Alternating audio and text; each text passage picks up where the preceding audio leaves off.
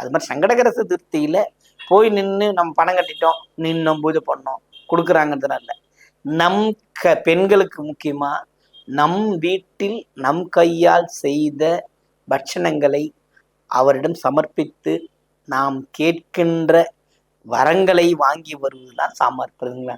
பாலும் தெளிதேனும் பாகும் பருப்பும் இவை நான்கையும் கலந்து நான் தருவேன் கோலம் செய் தூய கரிமுகத்தோனே எனக்கு சங்கத்தமிழ் மூன்றும் தா அப்படின்னா கல்வி வேணுங்கிறோம் கேட்கறது. சங்கத்தமிழ் மட்டுமா கொடுப்பார்? இறைவனே எம்முடன் இரு அப்படின்னா நமக்கு எந்த கஷ்டம் வருமா? வராது. அதனால தாய்மார்கள் சிரமம் இல்லாமல் ஏதேனும் ஒரு ஏதாவது ஒரு பட்சணம் கொடுத்து அதை விநியோகம் கொடுங்க, எல்லாரும் கொடுங்க, உங்க கையால கொடுங்க. ஒவ்வொரு சங்கடகரத்தையும் கொடுத்து பாருங்க, செல்வத்துக்கு குறைவே வராது. இது அனுபவ உண்மை, அனுபவத்துக்கு தான் உங்களுக்கு சொல்லிக்கிட்டு இருக்கிறோம். அதனால இந்த நாளில் நீங்கள் இதை பயன்படுத்தினால் எல்லாரும் நலமும் எல்லாருக்கும் கிடைக்க பெறும். அதனால இந்த பூஜைகளை செய்து, பூஜை மட்டும் செய்யறது இல்லை, தங்களால் ஆன விஷயங்களை செய்யறது தான் வெற்றியை தரும். மீண்டும் அடுத்த சங்கடகர சதுர்த்தி வரும்போது இன்னும் இதை பத்தி இன்னும் விரிவாக சொல்லுவோம்.